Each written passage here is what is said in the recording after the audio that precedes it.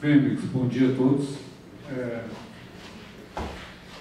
Desde 2002, o SEAP vem promovendo esses encontros com os candidatos. Nós temos chamado de conversa com os candidatos. É um momento em que nós procuramos, em condições igualitárias a todos, antecipamos as perguntas, ter uma conversa aqui em torno de 1h30, né? Pelas regras estabelecidas com as assessorias, os candidatos têm 15 minutos iniciais livres para fazer a sua apresentação e, na sequência, durante 1h15, a gente apresenta as questões. Eu gostaria de destacar aqui a presença do conselheiro César Miola. Muito obrigado pela presença, conselheiro, representante do gabinete do conselheiro postal, Fabiano, chefe de gabinete. Não sei se me esqueço de mais alguém, né? Aqui os nossos supervisores da área estadual e da área municipal, o colega Cleiton e o colega Jacob. Muito obrigado pela presença. Esses encontros todos serão gravados e disponibilizados no site da entidade. O candidato Jair Jorge, a assessoria nos passou um mini currículo aqui, definindo a sua trajetória, e eu passo a leitura. Jair Jorge, candidato do PDT, concorre pela Frente Rio Grande Tem Solução, que integra, além do PDT, o PV, o Solidariedade, o Podemos, o PPL, o Avante e o PMN, e segundo candidato, talvez mais algum em negociação, PMB, Partido da Mulher Brasileira. Sua trajetória. Jair Jorge é jornalista formado pela URGS, participou da Pastoral da Juventude e da Juventude Operária Católica, foi candidato a prefeito de Canoas em 85, com 22 anos, o mais jovem do Brasil. Em 1988, foi eleito vereador da sua cidade, o mais votado de todo o interior do estado, com apenas 25 anos. Foi secretário executivo do MEC e um dos criadores do ProUni e do Fundeb. Participou ativamente da implantação da Unipampa, dos campi da UFSM em Palmeiras das Missões e em Frederico Westphalen, da Universidade Aberta do Brasil e da Universidade Federal da Fronteira Sul. Foi pró-reitor de Extensão e Assuntos Comunitários da UBRA. Prefeito de Canoas, de 2009 a 2016, foi reeleito com 71,27% dos votos, a sexta maior votação do Brasil, liderando 17 partidos e elegendo 20 entre os 21 vereadores da Câmara Municipal. Em 2015, foi o prefeito mais bem avaliado do Estado, com 77,8% de aprovação, em pesquisa realizada pelo jornal Correio do Povo e Instituto Métricos. Coordenou, pela Federação das Associações de Municípios do Rio Grande do Sul, a FAMURS, o projeto RS 2030, ouvindo mais de 1.500 lideranças nos municípios e apresentando soluções para a crise do Rio Grande do Sul. Foi vice-presidente da Frente Nacional dos Prefeitos e vice-presidente da Rede Cidades. Nos 8 anos à frente da Prefeitura de Canoas, Jair Jorge quadruplicou o orçamento do município e atraiu 19.808 novas empresas. Construiu 14 escolas e estabeleceu o salário inicial dos professores em R$ 4.214,34. Reduziu os homicídios em 18%, construiu 5 UPAs e deixou o legado de 835 obras. Com ética, tornou Canoas uma das 4 cidades mais transparentes do Rio Grande do Sul. Muito bem. Com isso, eu encerro a apresentação do candidato. Ele disporá de 15 minutos para fazer uma apresentação inicial. Tem uma apresentação preparada aqui. E, na sequência, a gente inicia as perguntas. Então, com a palavra, o candidato Jair Jorge. Claro, fica à vontade.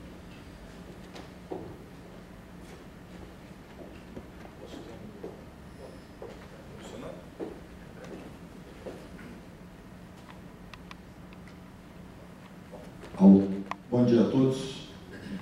Quero agradecer essa oportunidade do sindicato, da pessoa do Josué, mas também do nosso conselheiro César Miola, que é o presidente do tribunal, um conselheiro que nos orgulha, Então, dizer que é uma honra poder conversar com os senhores e as senhoras. É uma tradição do sindicato da entidade, do SEAP, de fazer esse debate. Eu vou apresentar de uma forma bastante resumida algumas ideias, uma visão mais geral, para que depois a gente possa, de forma mais detalhada, abordar as perguntas que a entidade fará. Então, primeiro, eu percorri todos os municípios, todas as cidades do Rio Grande do Sul, porque eu entendo que quem quer ser governador tem que conhecer o Rio Grande na palma da mão, conhecer profundamente o nosso estado, os seus problemas, mas também as suas potencialidades. Eu percorri mais de 100 mil quilômetros, eu realizei 1000 encontros, ouvindo mais de 28 mil gaúchos e gaúchas. Estabelecer essa meta, não há precedente, nenhum candidato fará isso nessa eleição, mas eu quis, de fato, peregrinar pelo Estado para conhecer, até porque eu entendo que quem senta na cadeira de governador tem que apresentar soluções. Não pode chegar lá e dizer que não sabia, não estava preparado. Portanto, a pré-campanha, ela é um momento de preparação, e a campanha é um momento de afirmação, de defesa de teses, de apresentação de propostas. Eu procurei exatamente me preparar para buscar de um diagnóstico mais preciso. Eu queria, do que eu vi, apresentar rapidamente 7 problemas estruturais que eu detectei no Estado, e que é, de certo sentido, síntese também de vários diagnósticos. Primeiro, nós vivemos uma estagnação econômica profunda, obviamente que a agricultura e a pecuária hoje são motor, mas a indústria vive suas dificuldades, comércio, área de serviços. Nós temos uma fuga de cérebros, ou seja, nós estamos perdendo jovens. Uma professora em Arvorezinha, ali no alto do Vale do Taquari, perguntou para 32 alunos do ensino médio, que estão concluindo o ensino médio, terceiro ano, quantos ficarão em Arvorezinha. Estamos falando de uma cidade, que é agricultura familiar, plantio de erva mate, estamos falando de uma região deprimida. Dos 32, só 2 vão ficar em Arvorezinha, 30 vão embora, e dos 38 vão sair do Estado. Esse é um pouco o registro do que está acontecendo no Rio Grande do Sul. Dos 5 estados mais importantes do Brasil, nós somos o único que tem migração negativa, ou seja, mais sai do que entra pessoas aqui. As pessoas vão para uma terra de oportunidades. Quando a gente tem essa migração negativa, isso não é bom sinal. O terceiro problema, não é aqui no conceito weberiano de burocracia, mas no sentido da lentidão, um Estado feito para não fazer. E a gente nunca discute quanto custa não fazer. Isso é algo que tem que entrar no nosso debate. Então, um Estado lento, um Estado ineficiente, que eu defendo o Estado, quero deixar claro, mas eu defendo um Estado resolutivo, eficiente, eficaz, efetivo. O quarto problema é uma perda de excelência em todas as áreas. Queria lembrá-los, falava o conselheiro César Miol sobre a educação. Nós somos hoje o 9º lugar nas séries iniciais, 12º nas séries finais e 15º no ensino médio. Isso é lastimável, porque nós já fomos o primeiro lugar. Há 60 anos, com a revolução das brisoletas, muitos de nós estudamos em brisoletas, eu também, isso mudou o destino. O Rio Grande do Sul passou a ser o primeiro lugar, ser referência em educação, e nós perdemos isso de uma forma assustadora.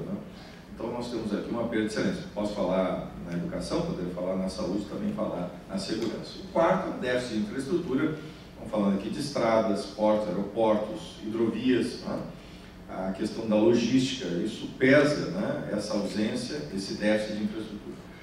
E o sexto problema são as desigualdades regionais. Quem é forte se tornou mais forte. Quando não há uma política regional, obviamente que a região metropolitana, Porto Alegre, Serra, eles são aglutinadores, eles são forças que acabam atraindo, a força gravitacional dessas economias acabou tornando essas regiões mais fortes ainda. É necessário uma política efetiva, uma política de regionalização. E, por fim, o sétimo problema é o que eu chamaria aqui de paradigma do conflito. Esse processo permanente de granalização, Chimang-Maragato, isso tem nos levado a esse impasse. Nós estamos sempre nessa ética do duelo, e isso levou o nosso Estado a um beco sem saída, na minha opinião. Diante desses 7 problemas, e também da compreensão de que nós temos que olhar mais para soluções do que para a crise, porque nós temos esse diagnóstico que eu trouxe aqui, ele é em grande parte consenso, embora haja uma divergência sobre a dimensão da crise, se ela é superficial ou se ela é insolúvel, há duas opiniões, eu divido das duas. Eu acho que a crise ela tem solução, mas só terá solução se as soluções forem inovadoras. Se nós fizermos mais do mesmo, os resultados serão iguais. Nós precisamos de uma mudança disruptiva, uma mudança inovadora. Isso é inovação. É buscar novas saídas, talvez novas para nós, mas não novas para outros estados, como é o caso, né, de Santa Catarina, Paraná, Pernambuco, Goiás, Espírito Santo. Né? Eu estou falando aqui de estados governados por ideologias diferentes. Não estou falando aqui de uma opção ideológica. Estou falando de soluções que foram feitas para cada local, cada estado. Né?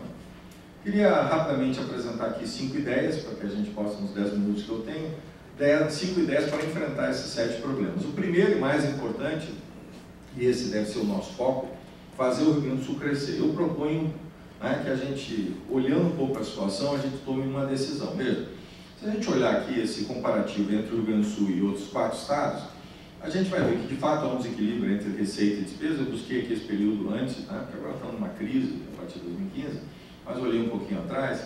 Mas o meu olhar aqui é um pouco diferente, talvez, de outro, porque o primeiro olhar vai dizer que houve um desequilíbrio. É verdade, tem um desequilíbrio entre receita e despesa. Mas a despesa do Rio Grande do Sul não é muito diferente da despesa de Santa Catarina, ou de Pernambuco, ou de Goiás. Qual é o problema efetivo, então, maior? Né? Não que o desequilíbrio não seja um problema, nós temos que buscar sempre equilíbrio.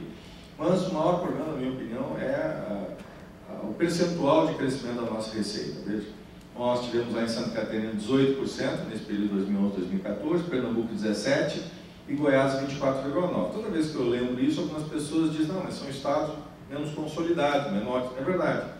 Mas isso não é verdade para o Paraná. Veja, o Paraná é um estado consolidado, com a economia, mesmo o PIB do Rio Grande do Sul. Então, o crescimento do Paraná nos dá um sinal de alerta. Se nós tivéssemos de 2008 a 2016 crescido na mesma velocidade do Paraná, o ICMS, nós teríamos hoje uma injeção de mais de 3 bilhões na nossa economia, nas finanças públicas, e, portanto, a situação do Estado seria diferente. Então, só para a gente fazer aqui uma comparação de alguém que tem o nosso tamanho e tem semelhanças na economia. Esse estudo da Secretaria da Fazenda mostra, né, que talvez o período mais distância que nós temos, né, que esse, né, que nós temos aqui, ali entre 2017, é o momento em que a despesa, o que eles chamam de boca de jacaré, né, onde nós temos a maior distância entre a despesa e a receita. Nós temos que encontrar essas duas linhas. Nós temos, um período ali entre 2002 de proximidade, entre 2002 e 2003, depois entre 2008 e 2010, e essa aproximação ela não se dará, né, pelo corte de despesas. Né? Vamos ser sinceros, dos 50 bilhões de 2017, se nós buscarmos lá, onde é que a gente pode incidir? Nas outras despesas de custeio, são 19 bilhões e 700. Mas se a gente decupar esses 19 bilhões e 700, fica 3 bilhões e 400, quer dizer, se nós fizermos uma super redução de custeio de 20%, né, isso significa uma redução de 600 milhões. 600 milhões deve ser 1 bilhão por mês. Então não vamos nos iludir.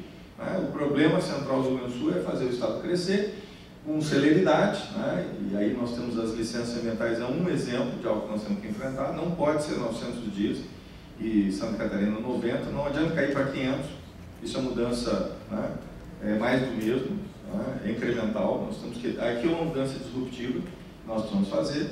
Eu, como prefeito, criei o escritório do empreendedor, uma interface, reduzi de 4 meses para 48 horas, e um licenciamento de um shopping, que aqui em Porto Alegre levou 5 anos, nós licenciamos em 57 dias sem descumprir absolutamente nada. Isso gerou 750 milhões e 3 mil empregos diretos, 6 mil indiretos. Se tivesse levado 900 dias ou 5 anos, não teria o shopping. Então, a celeridade é chave, né? O segundo propósito que eu faço aqui, embora possa parecer paradoxal, né, a redução da carga tributária, é de que, né, o nosso ICMS hoje, como está, ele está tirando a competitividade. Nós estamos em berço esplêndido de 18%, Santa Catarina 17%, nós temos o projeto Maquila no Paraguai que está entrando fortemente, tá? Nós temos o Proemprego em Santa Catarina, que é um polo atrator, isso gera problemas. Então, eu defendo aqui o que eu fiz em Canoas, a lei do gatilho, que é um mecanismo, né, que ele reduz a alíquota na medida que cresce a arrecadação. Nós chegamos lá em 2013 em 2%, saindo de 3%, e a arrecadação saiu de 41 milhões em 2008 e subiu para 88 milhões. Então, criamos um mecanismo que dialoga com a lei de responsabilidade fiscal, não é um populismo fiscal, e é uma solução também para o ICMS. Veja, nós reduzimos em 1/3 a alíquota, 33%, e aumentou 104%. Portanto, eu defendo aqui uma ideia, né, de menos burocracia, esse binômio, menos burocracia e menos impostos, para gerar mais empregos. Foi exatamente o que eu levei, 19.808 empresas, e o nosso ICMS saltou de 3,9 para 7,06, né? Porto Alegre tem 8,6, Caxias 4,2, Pelotas 1,3, Santa Maria 1,1. Se a gente somar Caxias, Santa Maria e Pelotas, não chega no ICMS de Canoas. O orçamento nosso, né, veja, a arrecadação de 2009 foi 477 milhões, o orçamento hoje é 2 bi, mas se a gente pegar a receita, foram 441 milhões em 2008 e eu deixei com 1 bilhão 300 e poucos milhões para o atual prefeito em 2017. Então, se pegar o que era e o que eu deixei, nós temos um crescimento na ordem, né, nós duplicamos, 160%. É necessário também um novo governo, né, uma nova estrutura, um Estado mais leve, mais resolutivo, mais eficiente. Nosso Estado, não existe Estado mínimo em nenhum lugar, né? Então, nós somos um Estado em que o cidadão esteja em primeiro lugar. Eu defendo uma estrutura nova, entendo que não adianta juntar cultura com agricultura, rima, né? Não tem nada a ver uma coisa com a outra. Eu defendo 10 novas estruturas, como forças-tarefas, né, para enfrentar os problemas, estruturas mais horizontais e com apenas 3 níveis hierárquicos, né, bem simples. O nível de formulação, o secretário e o governador, um nível de desenvolvimento, o diretor, e um nível de execução, que é o gerente. 3 níveis apenas no Estado, isso é uma mudança profunda, mas isso nos dá celeridade e rapidez, né? E é necessário diálogo e respeito com os servidores, né? Eu contesto aqui essa política de Estado, que houve uma transformação dessa ideia da guerra santa, do conflito, como se o servidor público fosse o problema. Não é, pois nós sabemos, e eu quero debater isso com a sociedade, o servidor público é a solução. Por quê? Nós precisamos nos conectar com a inteligência do Estado. Onde está a inteligência do Estado? Está nos servidores públicos. Portanto, não é uma inteligência externa. Nós podemos convocar inteligências para somar, né, incidir, né, ter ideias, mas quem fará as transformações do Estado é o seu corpo técnico, é seus servidores, né, de carreira,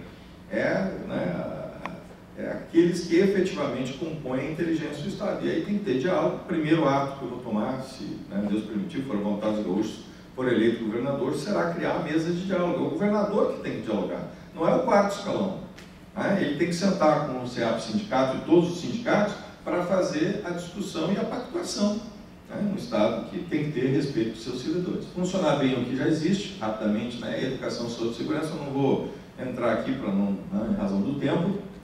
Eu defendo que a gente mude a ideia de política de governo para política de Estado. Estou propondo um mecanismo novo, lei de responsabilidade geracional, ou seja, pensar 21 anos, 7 ciclos de 3 anos, exatamente para que a gente possa, né, ter metas, indicadores e ações, né, nessas 3 áreas. Pensar 3 anos, 6 anos, 9 anos, 12 anos, 15 anos, 18 anos, para chegar em 2040 uma situação diferente do que nós estamos hoje.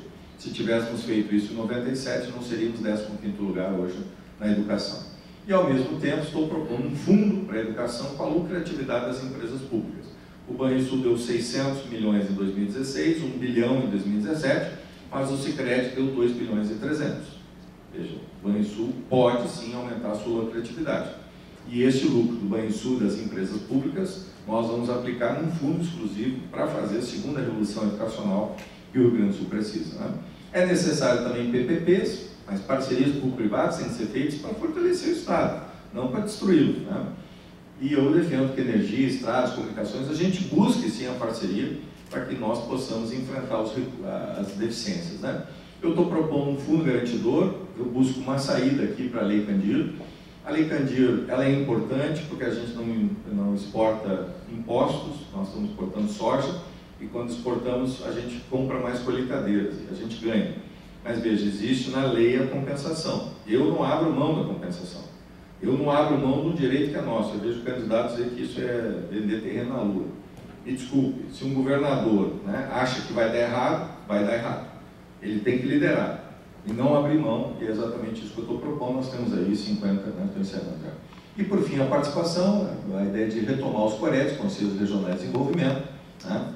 com escritórios regionais de governo em cada local, em cada governança, né, em cada região, e também com o governo das cidades, que é a interiorização do governo, né, o governo também indo em cada região na sexta e no sábado. Eu fiz como prefeito isso, fui 300 sábados, né, eu não sentar lá e dar um discurso e ir embora, né, mas ouvi a crítica, milhares de pessoas eu tive a oportunidade de ouvir. Também fiz o meu segundo governo prefeito na estação, também ouvi a crítica, humildade, né, porque a crítica construtiva me permitiu corrigir o que estava errado, e graças a isso eu tive a oportunidade de ser o prefeito, como foi mencionado aqui no currículo, o prefeito mais bem avaliado. É uma pesquisa que eu fiz, ocorrida do Instituto Metros, eu tive a honra de ter 77,8% de aprovação. Eu digo que há 3 predicados necessários: humildade nesse momento para coesionar, para ouvir, unir os gaúchos, né? É necessário também humildade para buscar o que deu certo em outros lugares, mas é preciso coragem para fazer diferente. O medíocre não faz nada, não se arrisca, não tem, né, muitas vezes, o contraditório, mas é preciso nesse momento ter coragem para ser inovador, né? Porque senão não vamos a lugar nenhum. E é preciso liderança, uma liderança que lidere pelo exemplo, pelo otimismo, né, pela coesão e pelo diálogo. Veja que eu não estou atirando pedras em ninguém, eu estou fazendo essa pré-campanha e agora a campanha, não atirei pedras nem no Sartori, nem na Ieda, nem no Tarso, nem no Rigoto, porque eu entendo que ao invés de atirar pedras, nós devemos usar essas pedras para construir os alicerces do futuro que todos nós desejamos, todos nós queremos um futuro promissor. Não é com ódio, não é com ataques, que nós vamos coesionar o Rio Grande do Sul, né? E eu encerro agradecendo aqui a oportunidade. Nós estamos vivendo um momento de desencanto no país. Eu acho que esse pensamento de Santo Agostinho é absolutamente atual, né? Porque ele dizia que a esperança, né, que é uma palavra que deve estar no nosso coração, ela tem 2 filhas, né? A indignação e a coragem. A indignação que não nos permite aceitar o que está, e nós não podemos aceitar o que está. Mas também nós temos que ter coragem para mudar, coragem para fazer, coragem para experimentar, coragem, né, para buscar novos caminhos. Eu acredito que com indignação, mas com coragem e principalmente com esperança, nós podemos afirmar sim, em alto bom som, que o Rio Grande tem solução. Muito obrigado.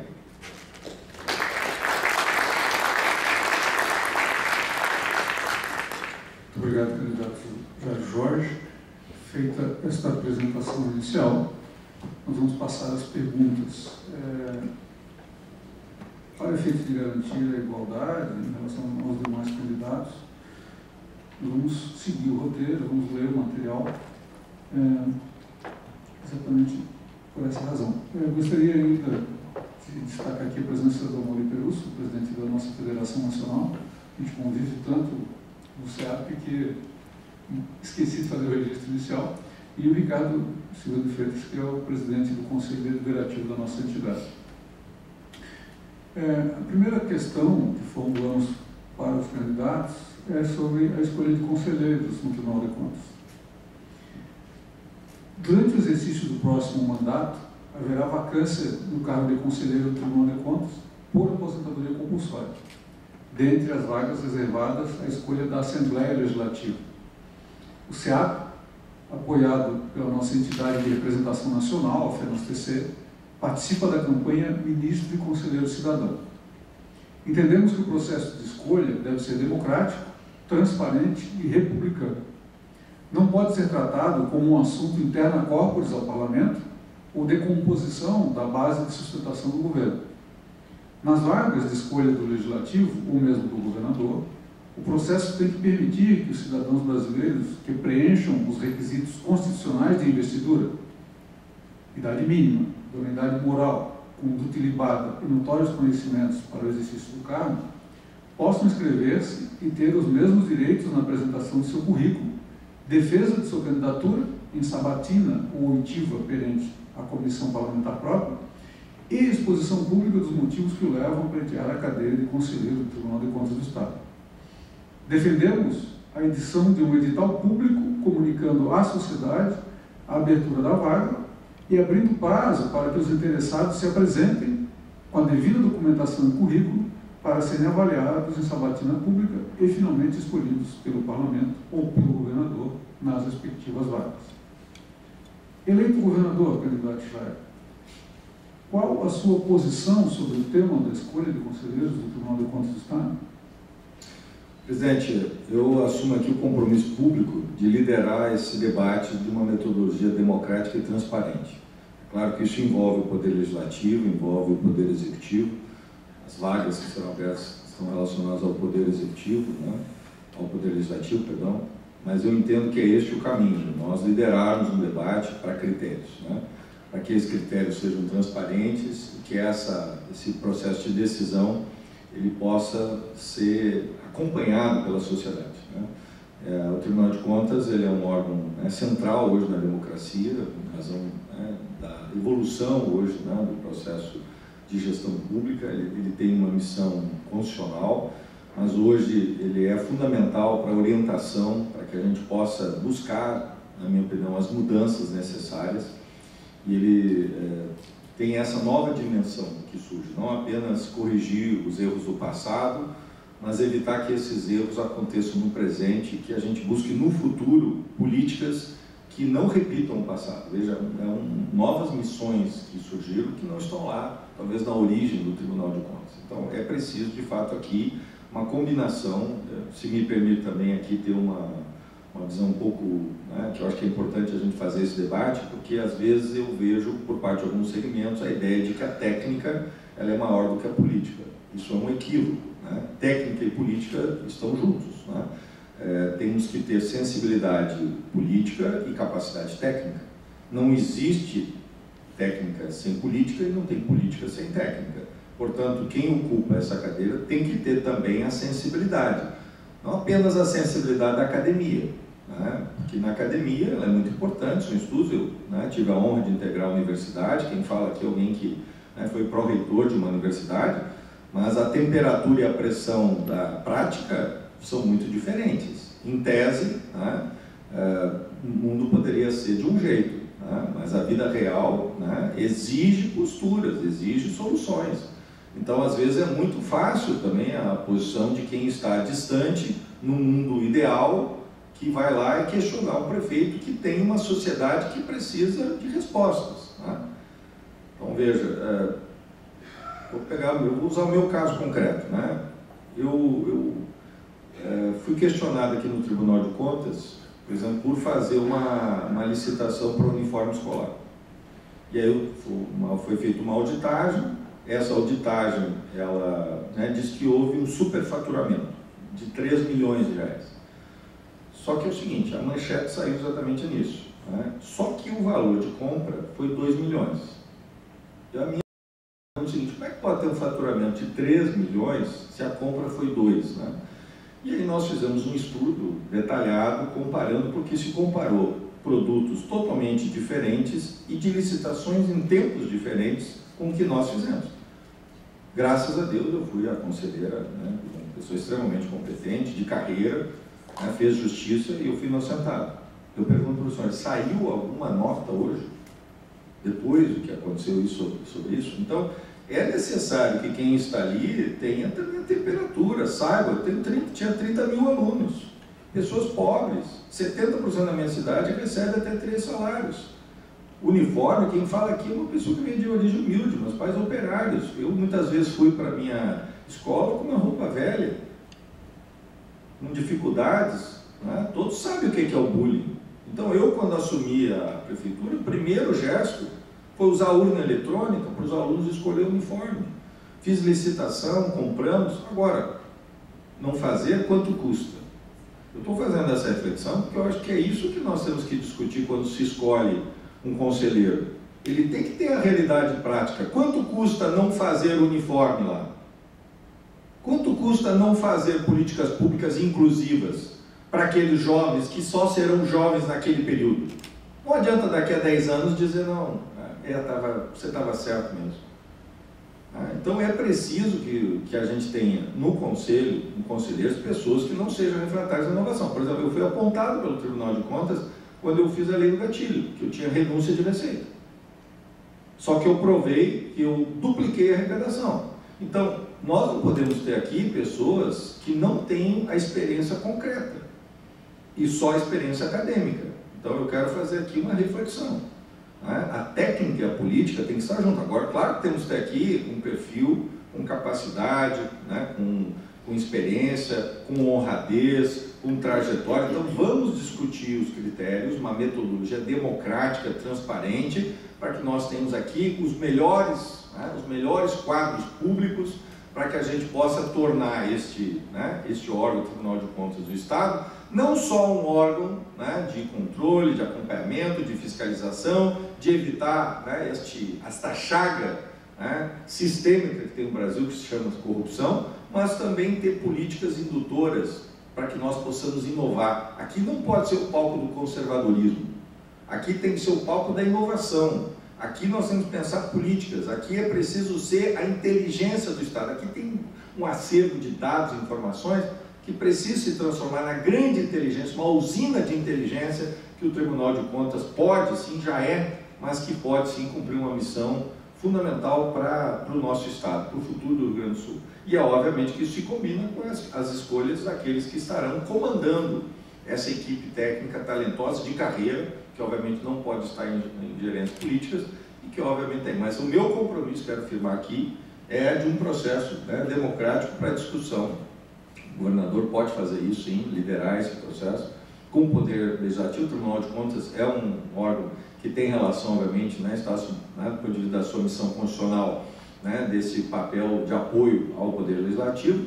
Não é tirar o papel do Poder Legislativo, é ajudar nesse debate com a sociedade. Eu assumo o compromisso de fazer para que a gente possa construir uma metodologia mais democrática, mais transparente para a escolha dos futuros quadros, homens e mulheres, que irão estar aqui neste grande órgão de Estado que é o Tribunal de Contas.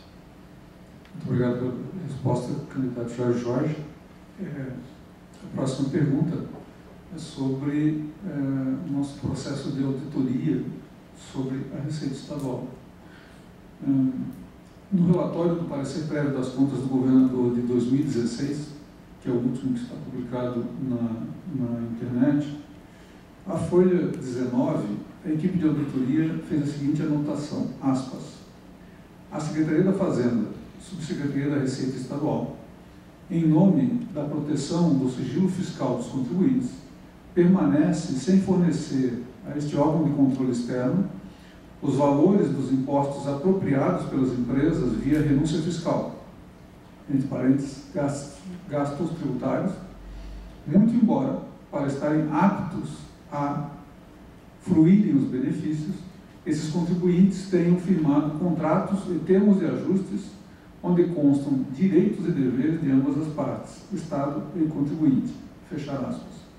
A ausência de fornecimento das informações em questão toma mais relevância quando se considera que os valores de renúncia fiscal decorrentes de legislações infraconstitucionais, portanto, na alçada de responsabilidade do Estado do Rio Grande do Sul, somaram R$ 8.929.729.786 em 2015, conforme a folha 86 do relatório.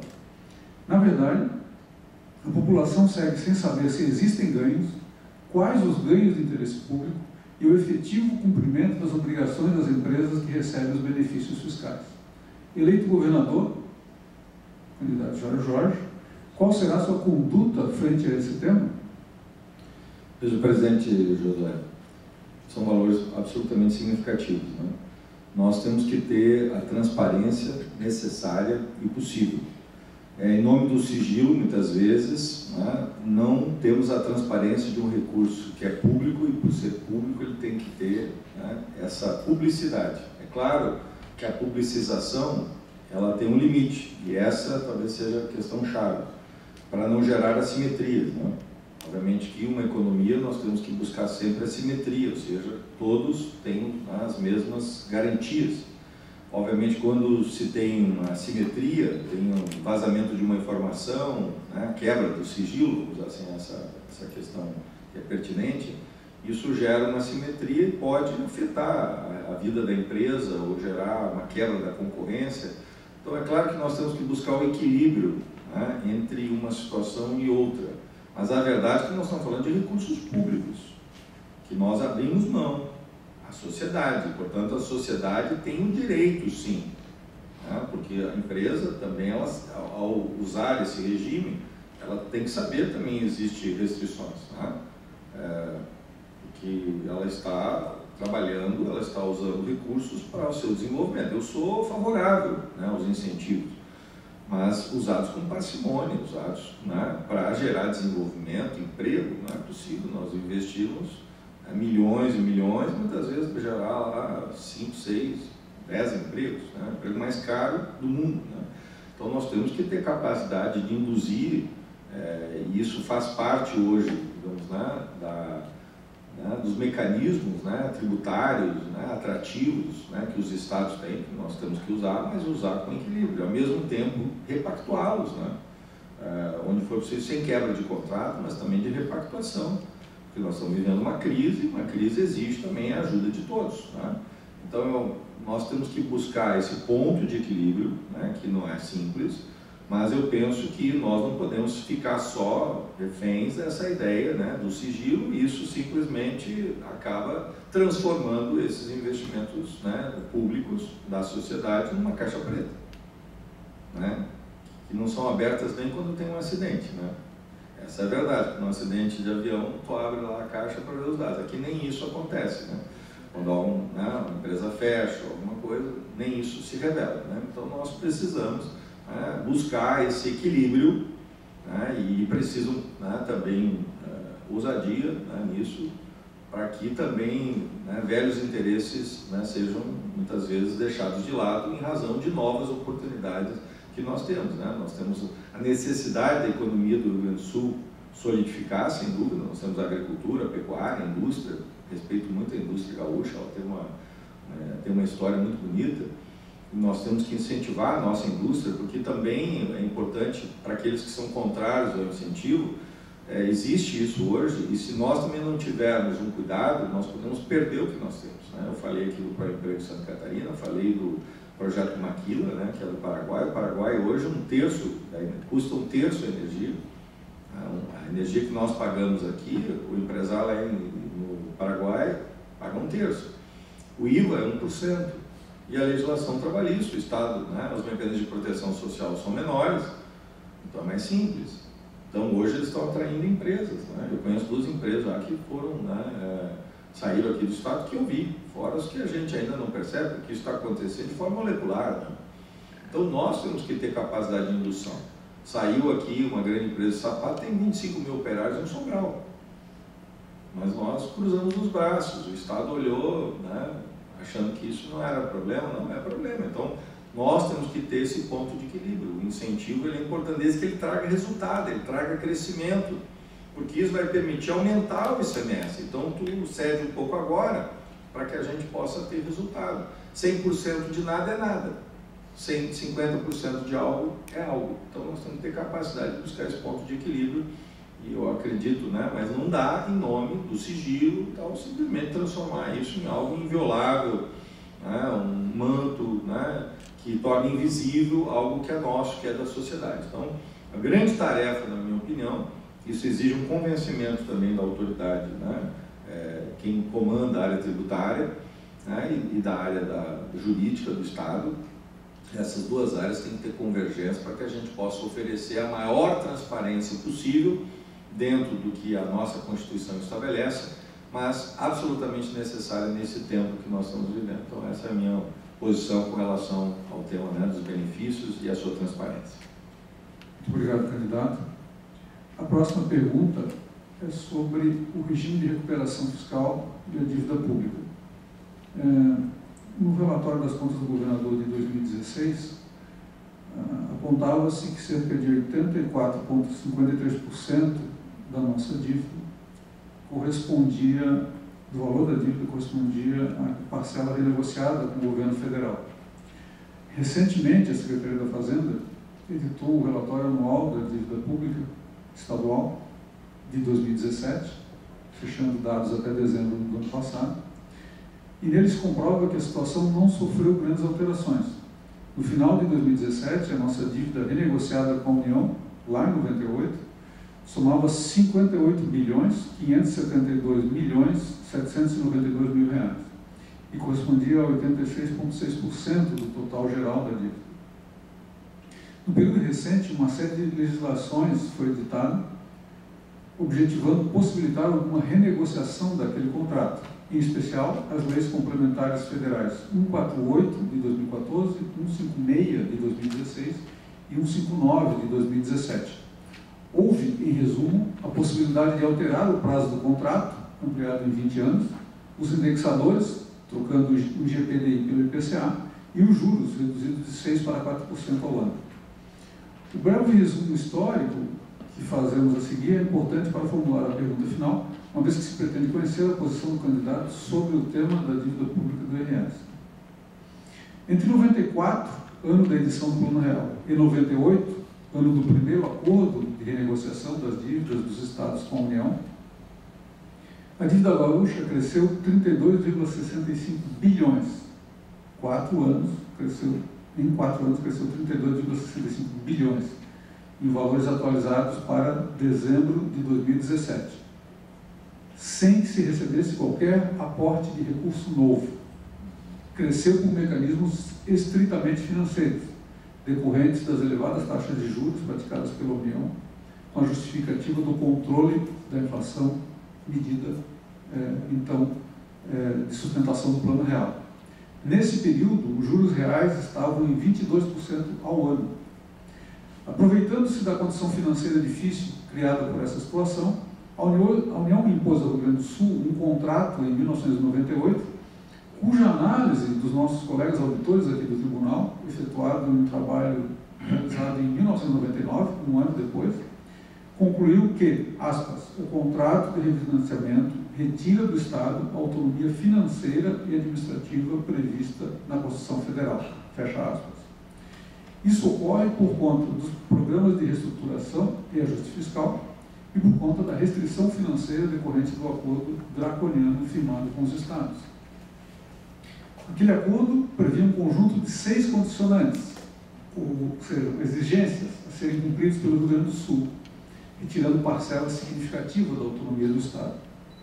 O acordo previsto atualmente, chamado Regime de Recuperação Fiscal, aprofunda a subserviência, impondo um conjunto de 28 condicionantes. Isso significa consolidar, sem maiores resistências, abrindo mão da discussão judicial, uma vez que há apenas liminar nesse sentido, um saldo devedor de aproximadamente 58,57 bilhões de reais. Defendemos a revisão do contrato pelo Índice Oficial da Inflação, do IPCA, retirando os juros e recalculando desde o início pelo IPCA, a dívida já estaria paga em maio de 2013, conforme estudo do Tribunal de Contas, informação técnica, número 16, 2015, do SAIPAC. O acordo decorrente do chamado Regime de Recuperação Fiscal, além de consolidar o saldo que já estaria pago caso a negociação tivesse ocorrido em bases justas, significará um aumento da dívida quando os pagamentos forem retomados, uma vez que as parcelas não pagas por 3 anos, prorrogáveis por mais 3, serão acrescentadas ao saldo final, devidamente corrigidas. Além disso, a essência da política econômica do Estado será dirigida pela União, mediante a instalação de uma comissão de supervisão do plano, que atuará diariamente na Secretaria da Fazenda. Uma vez instalada, o secretário da Fazenda e o próprio governador poderão ser mera peça de decoração. O acordo levará o Rio Grande do Sul a abrir mão de mais patrimônio público dos gaúchos sem significar a resolução dos problemas estruturais. Aumentará as restrições às atividades do Estado, uma vez que congelará a reposição dos quadros de servidores, assim como a sua remuneração. Entendemos que urge compor um movimento nacional que busque revisar o Pacto Federativo e recompor a autonomia que a Constituição Federal confere aos Estados. O atual governo busca firmar o acordo e implantar o regime de recuperação fiscal no Rio Grande do Sul. A pergunta para o candidato é: qual a opinião do candidato sobre o referido regime de recuperação fiscal? Caso não seja firmado por esse governo, o senhor buscará assinar o regime? E, tendo sido firmado pelo governo em curso, o senhor buscará alternativas a ele? Veja, presidente, esse projeto, esse modelo, esse regime de recuperação fiscal não foi desenhado para o Rio Grande do Sul, foi desenhado para outra realidade, para tentar equacionar outros problemas. Na verdade, na minha opinião, ele destrói o Estado ao gerar aquilo que já aconteceu no Rio Grande do Sul, soluções prometidas como soluções de Estado, e na verdade eram apenas medidas para um governo.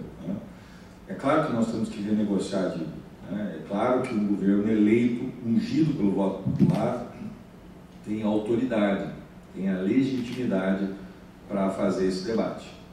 E nós temos que ter capacidade de coesão. Eu tive a honra de ser secretário executivo do Ministério da Educação, recebi governadores de vários estados, região Nordeste, Norte, Centro-Oeste, região Sudeste. Eu nunca recebi um governador sozinho, recebi o governador com toda a sua bancada, do PSOL aos democratas. Isso é uma diferença, né? Eu vejo o governador, o vice-governador, sozinhos, né, fazendo essa negociação. Só quem não conhece Brasília para entender que tem que ter coesão política. Né?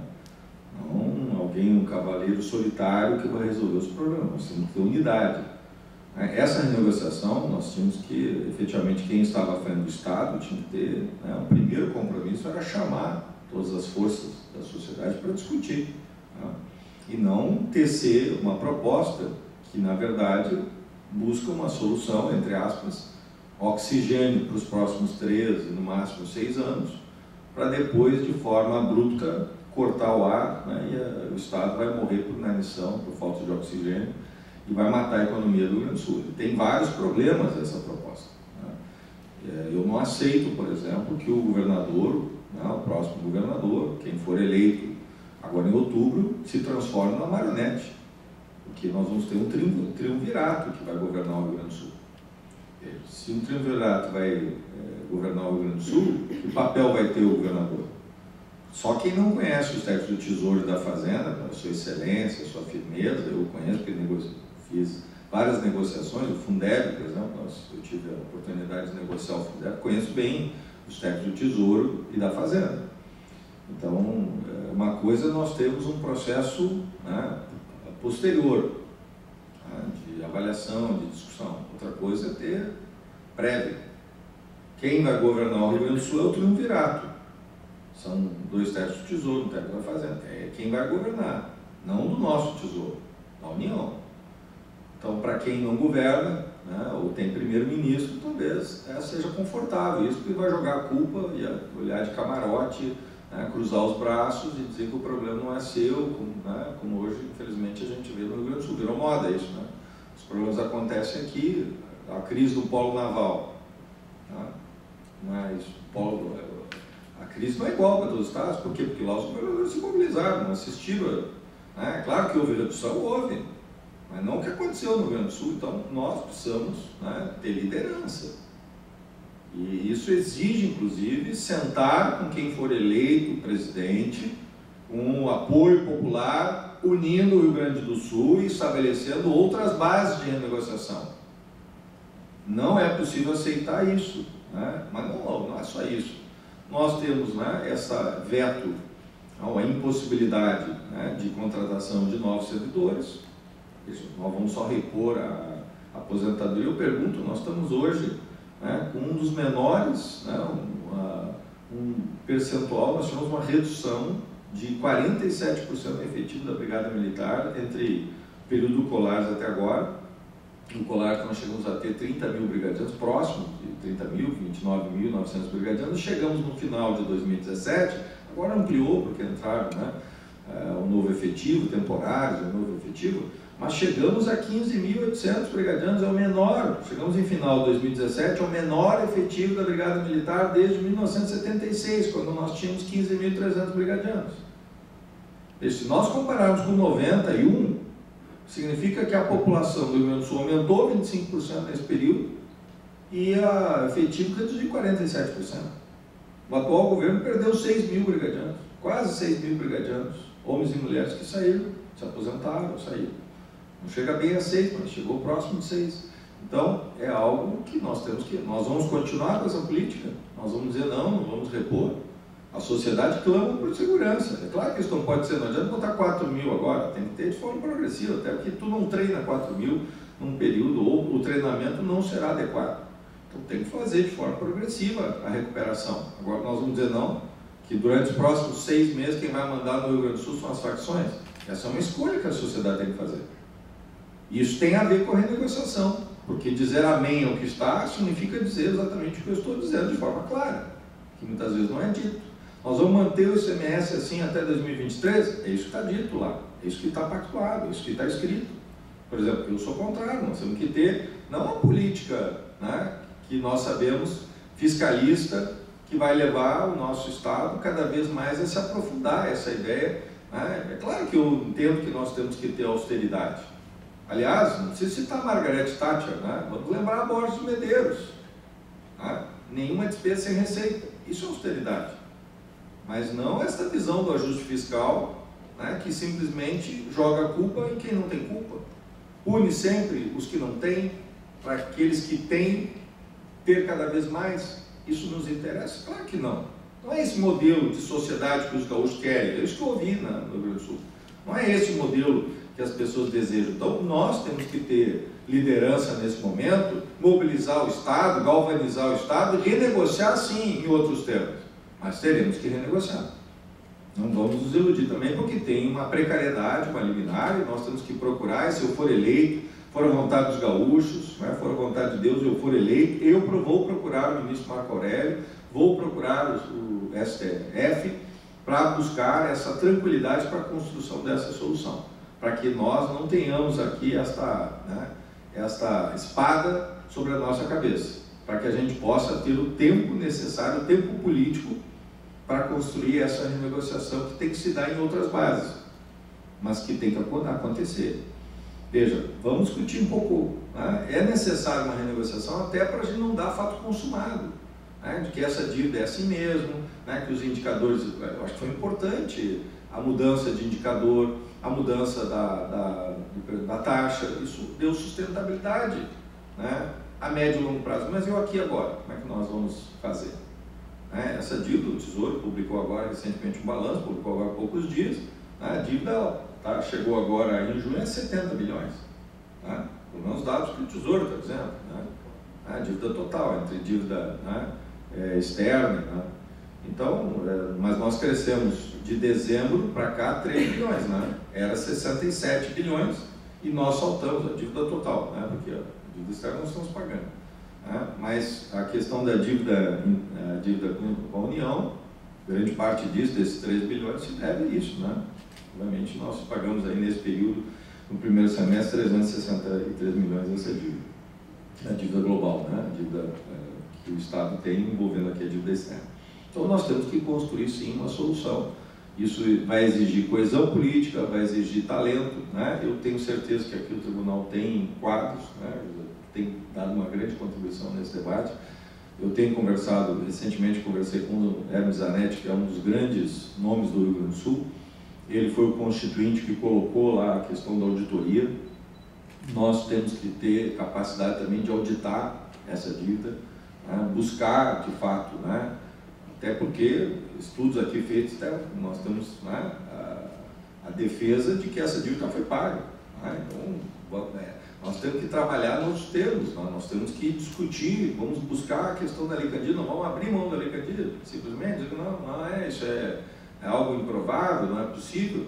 Nós temos que buscar, e esse é o papel. Veja, tudo isso que eu estou falando, nós abrimos mão, ou não aceitamos, ou simplesmente dizemos amém, se nós simplesmente assinarmos. Então, será a minha meta, né, negociar com o presidente ou com a presidente eleita, né, o eleito. Nós vamos buscar soluções para o Rio Grande e, ao mesmo tempo, coesionar o Rio Grande do Sul, buscar a inteligência aqui dos técnicos do Tribunal de Contas, né, buscar a inteligência, né, do nosso Estado, para que a gente possa fazer esse conjunto de bandeiras, para que nós possamos buscar não uma solução para um governo, né, que é muito comum. Eu me lembro uma manchete que saiu, né, aliás, está no livro do Zanetti, uma manchete, né, comemoração no 20 de setembro que a dívida pública do Rio Grande do Sul estava resolvida.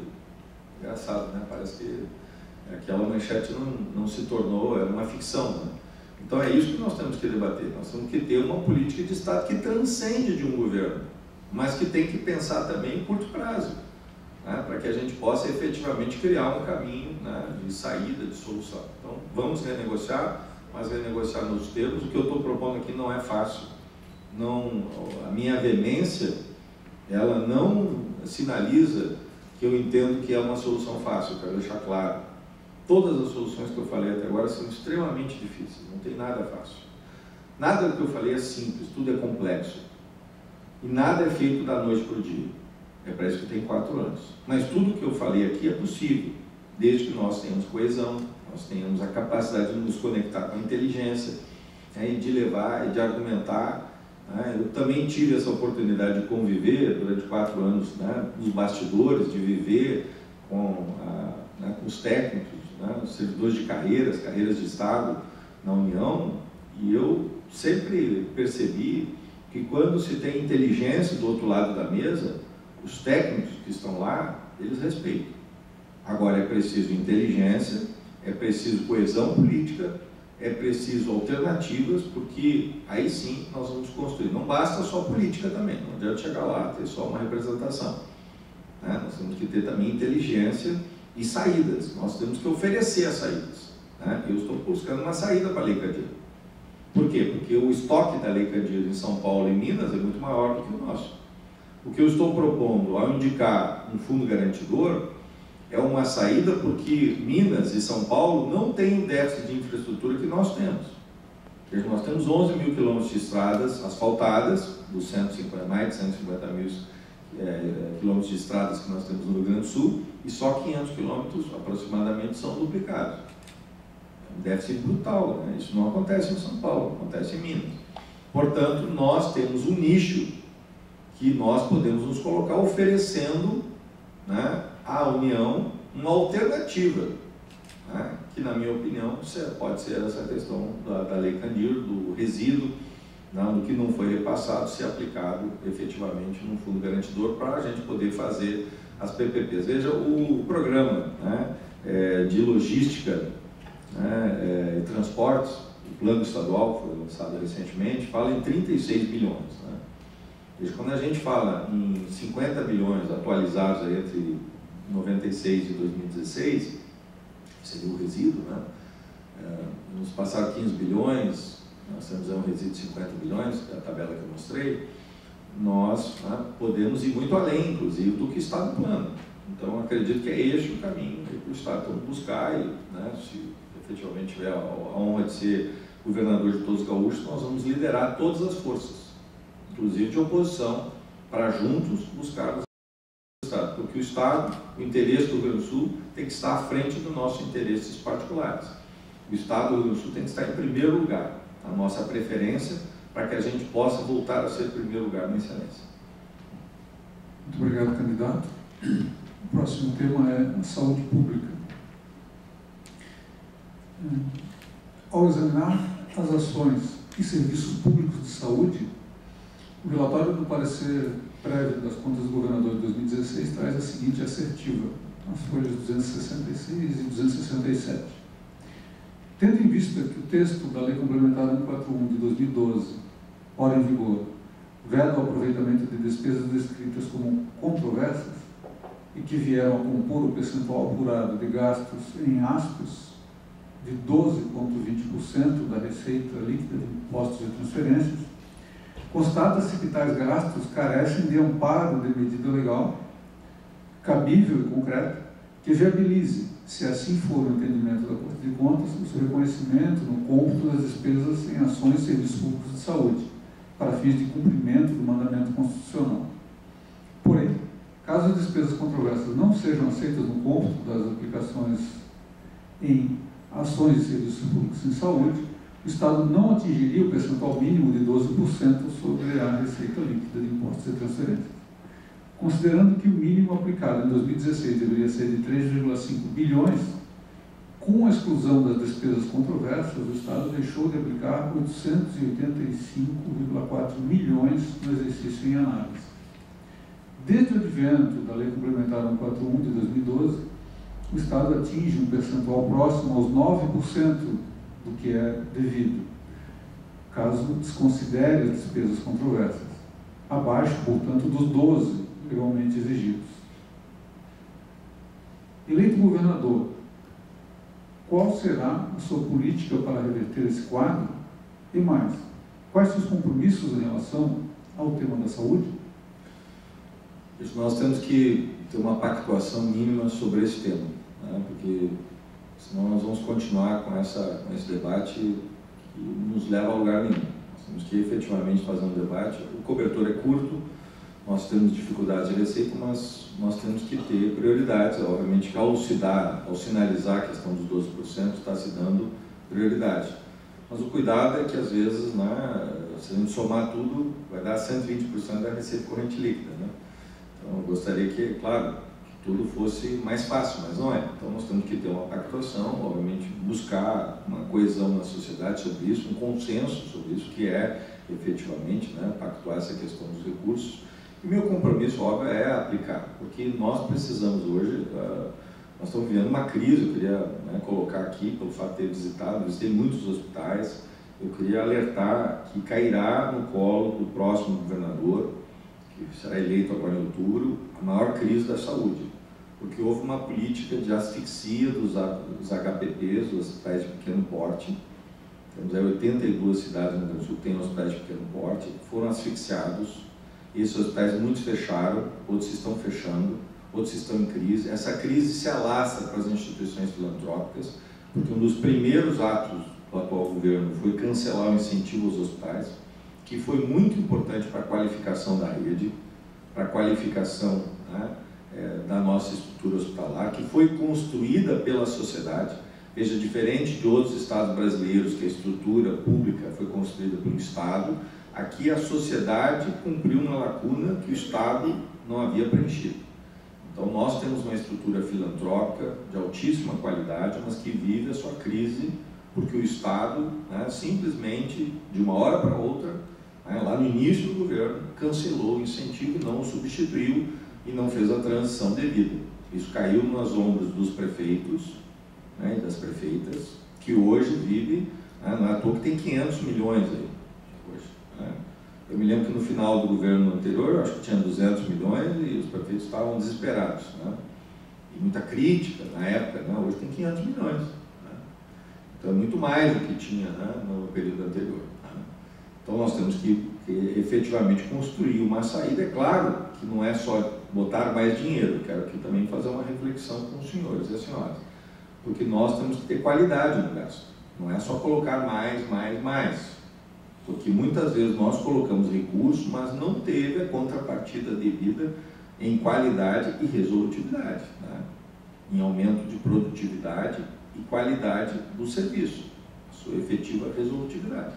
Então nós temos que fazer um debate também, né? Que tipo de investimento nós queremos. Então eu defendo a volta do incentivo aos hospitais, entendo que é um problema sério, né? Que isso vai ajudar na gestão, na reestruturação. Claro que isso vai depender também da recuperação das finanças, tudo que eu falei antes, na abertura eu fiz questão de entrar nessa questão de fazer o Estado crescer, porque isso é o caminho, não há outra saída, senão nós vamos ficar, né, vamos cada vez mais ser síndico de massa falida. Não é para isso que a gente elege governador, né? Nós temos que ter capacidade de fazer o Estado crescer, porque crescendo vamos ter mais recurso para a saúde, mas o recurso da saúde tem que ser bem aplicado, né? Tem que ter qualidade no gasto, nós temos que ter inteligência no gasto, temos que aferir, mas é preciso sim voltar ao incentivo aos hospitais para que isso aconteça.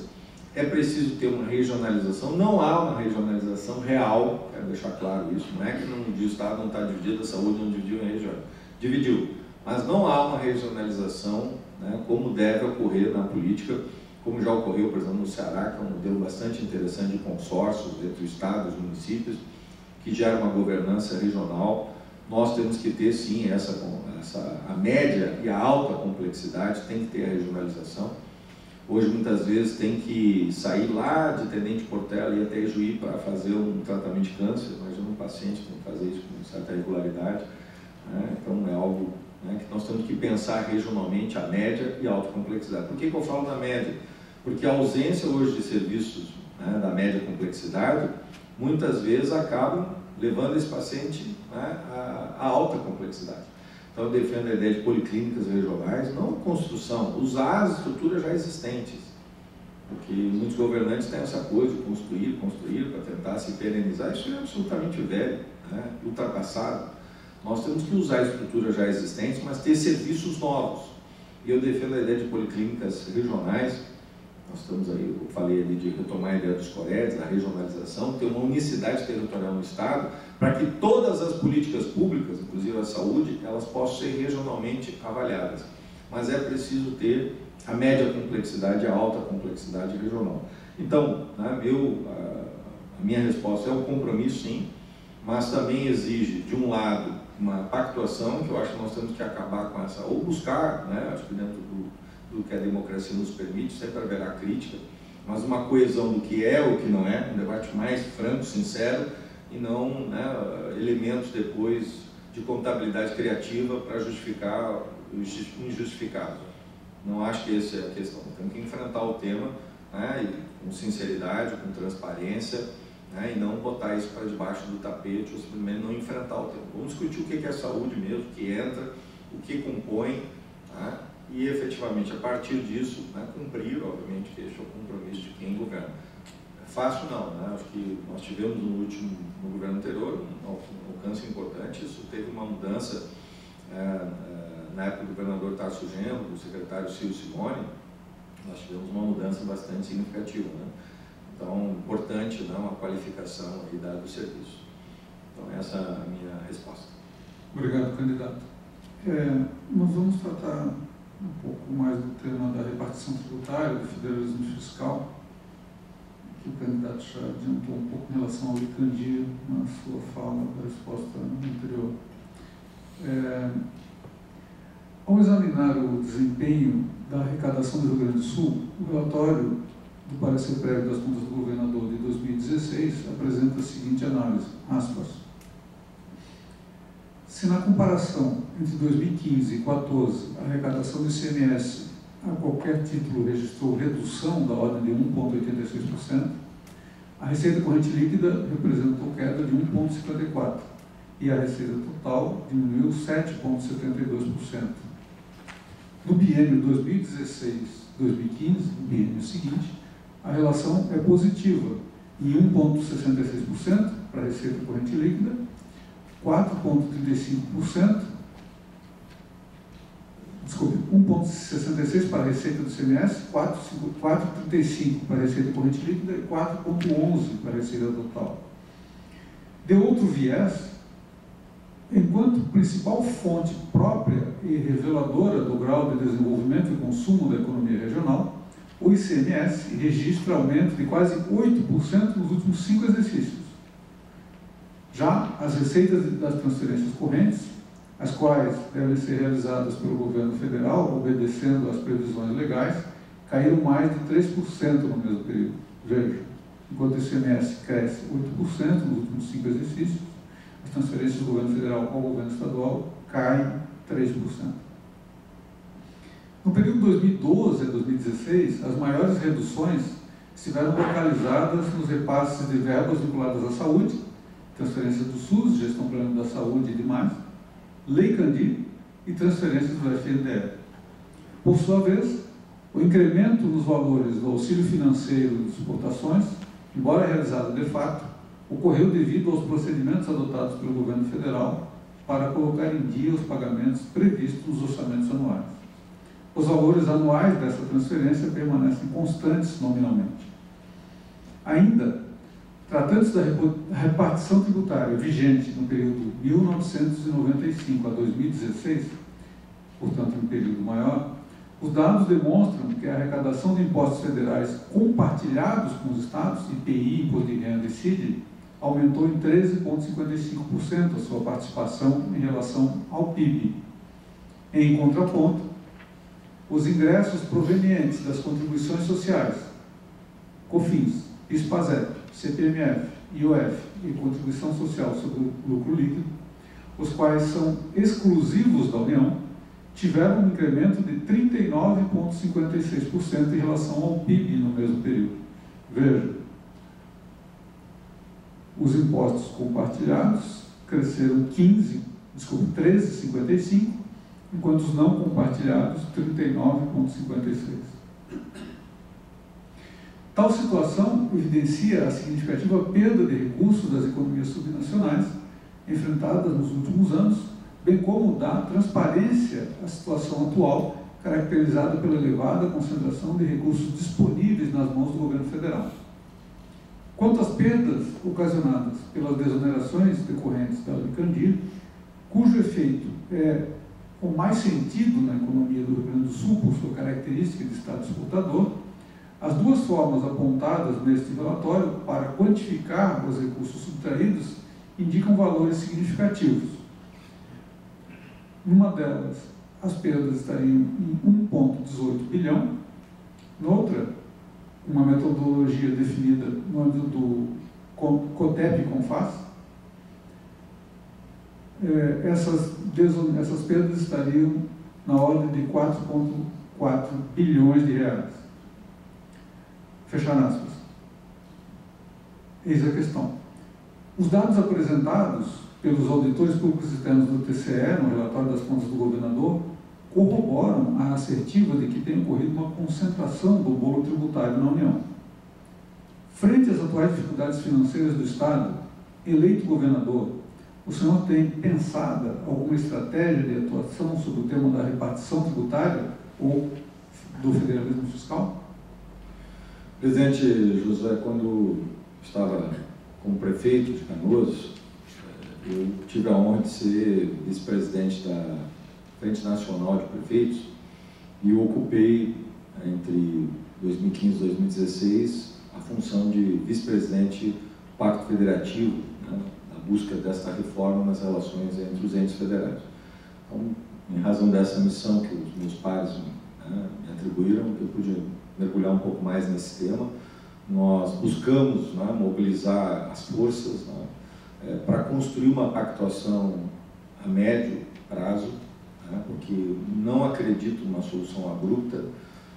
Nós buscamos um equilíbrio, né, a nossa proposta era 30% para os municípios, 30% para os estados, 40% para a União, essa proposta que nós construímos por parte dos prefeitos, né, que seria um avanço, né, para ambos os entes, para os estados, né, e para os municípios, né, porque 30% é o que nós tínhamos no bolo tributário antes da reforma de 66.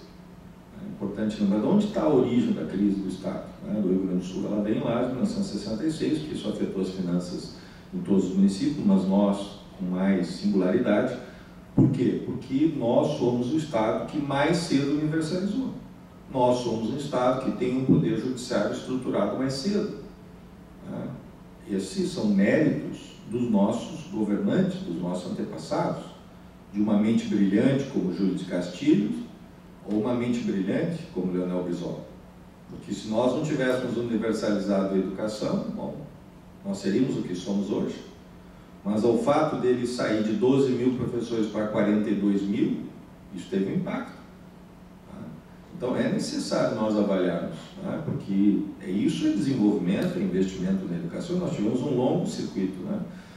Mas veja, a partir de 66 iniciou a crise mais profunda, e lá era em torno de 30% dos estados. Então nós levantamos esse debate. Isso é um debate complexo, né? Mas na minha opinião existem momentos de retomada desse debate, e agora com os governadores eleitos nós temos que ter capacidade de liderar esse debate, né, de juntar outros estados, a buscar, até porque a situação, né, do Rio Grande do Sul, especialmente Minas, Rio de Janeiro, ela é tão grave que ela afeta a República, né, porque a República não pode ser São Paulo, né, embora, né, alguns entendam que a hegemonia, né, dos interesses de São Paulo deve se sobrepor ao de outros estados. Eu discordo. Nós temos que ter o equilíbrio da República, se dá, né, a partir da modernização da República, que foi exatamente a partir da Revolução de 30. Né? Quando se dá o equilíbrio, né, a partir das disputas que ocorreram em 1932, quando se dá, portanto, né, o equilíbrio, onde Minas, Rio, né, Rio de Janeiro, Rio Grande do Sul, São Paulo e outros estados assumem um protagonismo junto com São Paulo. Então nós temos que ter isso, e isso exige, por parte de quem governa, a liderança. Não dá para assistir de espectador. Hoje nós estamos lá no camarote e o Estado está assistindo esse debate, a ausência desse debate. Então, nós temos que liderar efetivamente junto, claro, quando falo liderar, não existe, né, alguém solitário, né? Dom Quixote, não é isso, mas nós temos que ter capacidade de coesão, de articulação política, de construção de uma maioria dos governadores e governadoras, para que nós possamos, né, sair dessa letargia. Isso interessa a quem? A todos, é verdade, mas nós em particular. Se nós tivéssemos aí uma mudança progressiva, né, se nós mudássemos 3 pontos nesse bolo tributário, nós já teríamos uma mudança profunda na economia do Rio Grande do Sul, né, das suas finanças públicas.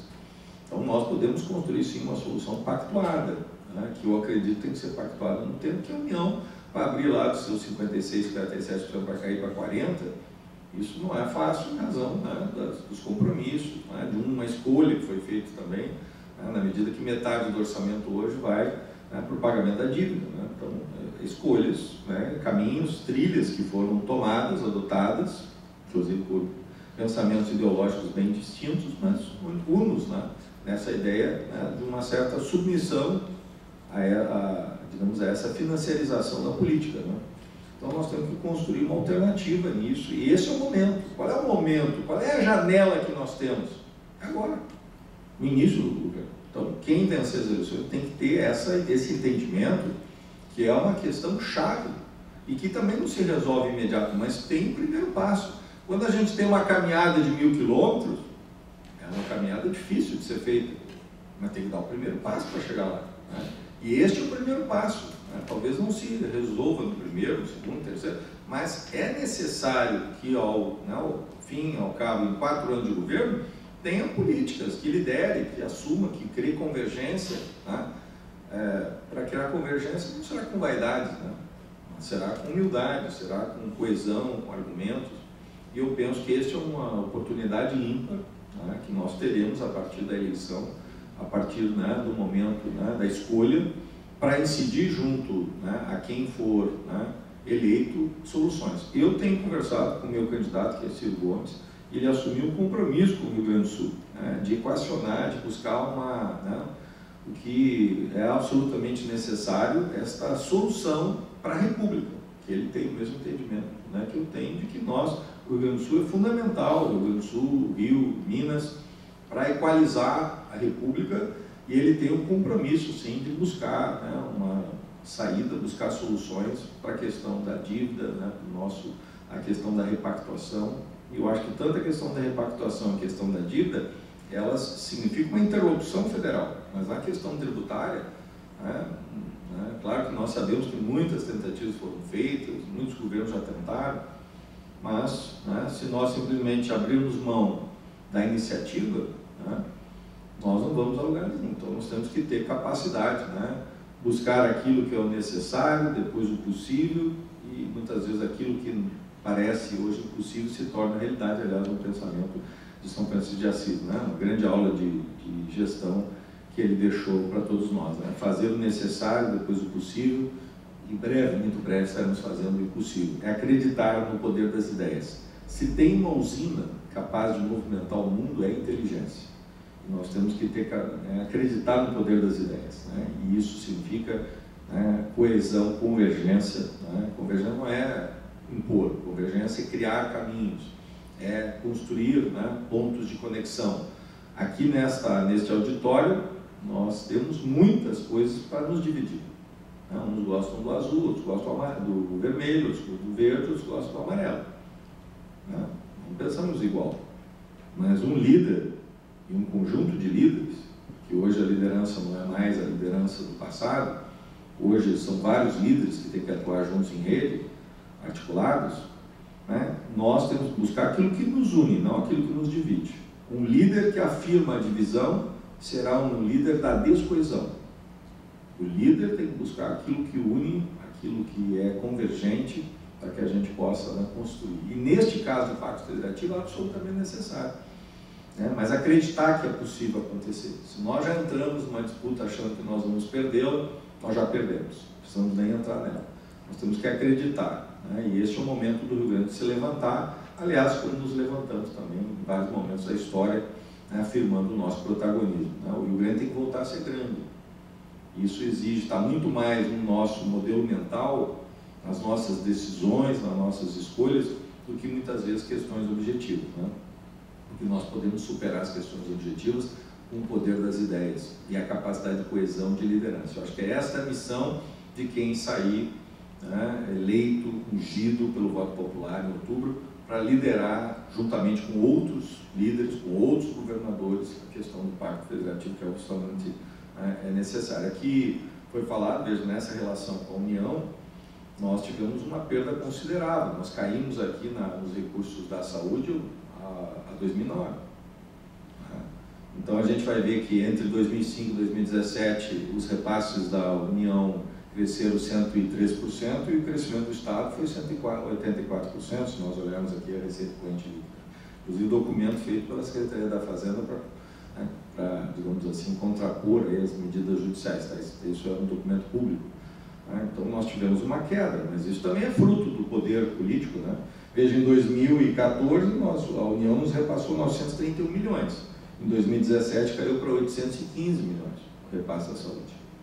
É claro que isso na minha opinião, é fruto também da política nociva de achar que nós vamos fazer ajuste, que nós vamos fazer o Brasil crescer tirando dinheiro da saúde e da educação. Né?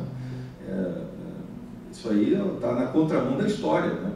Quer dizer, nós só crescemos se nós investimos na educação, nós investimos na qualidade de vida.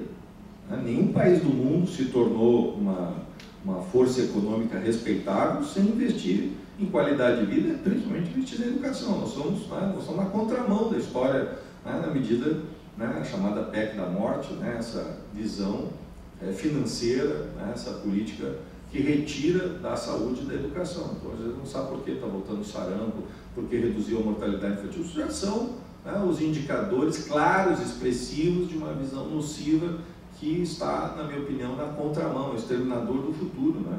Que destrói, mata a mãe para o filho não nascer. Isso que está acontecendo é uma visão totalmente subordinada, submissa, na minha opinião, equivocada, que nós, né, já os efeitos. Então, é preciso liderar, sim, é um momento em que, provavelmente, o período que vai se abrir no Brasil, no Rio Grande, vai exigir muito das lideranças, de uma nova geração.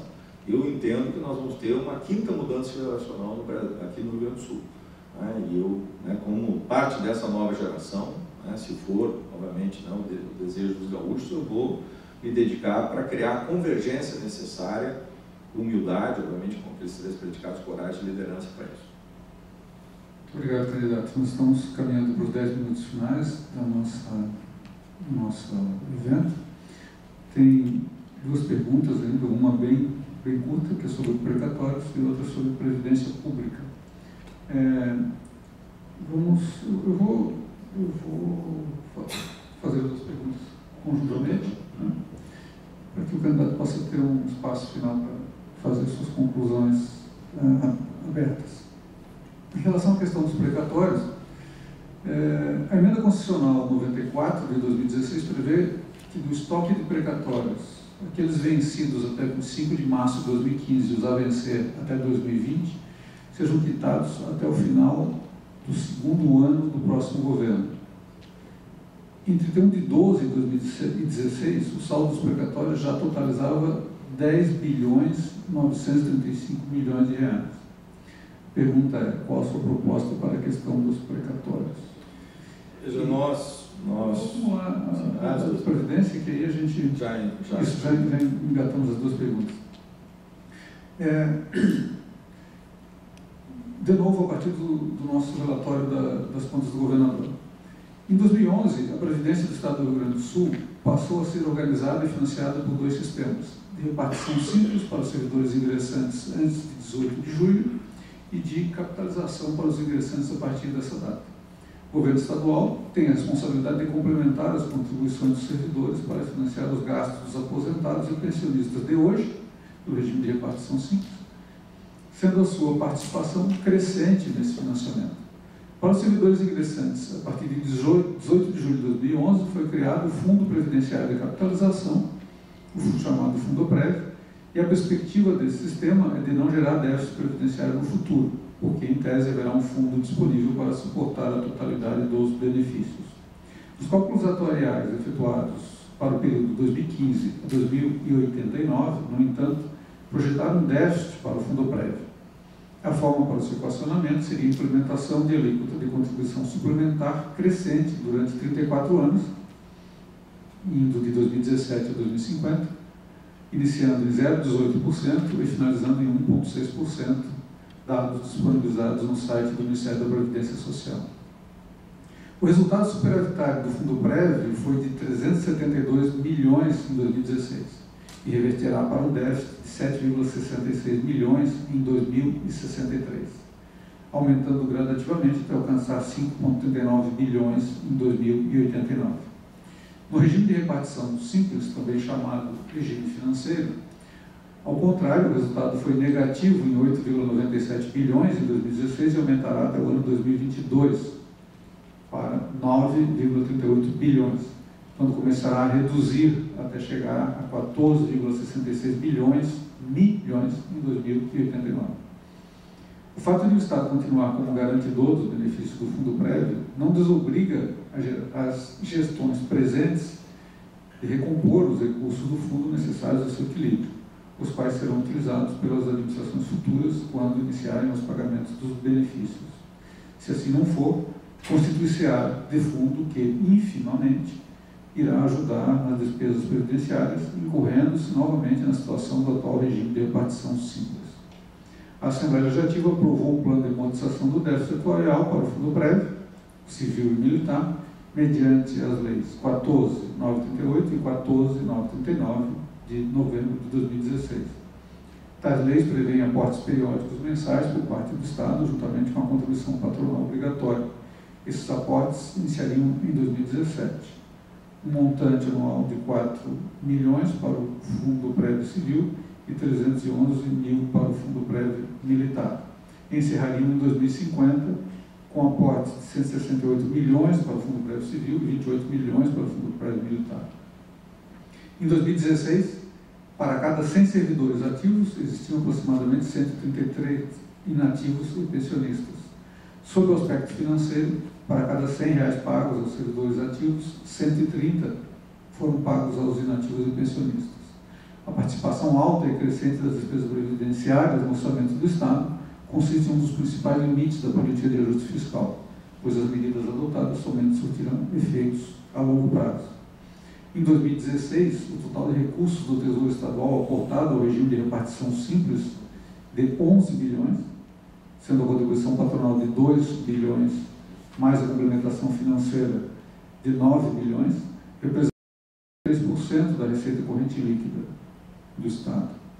Em 18 de agosto de 2016, a portaria 382 da Superintendência Nacional de Previdência Complementar, a Previc, autorizou o funcionamento do regime de Previdência Complementar, RPC-RS, instituído pela Lei Complementar 14.750 de outubro de 2015.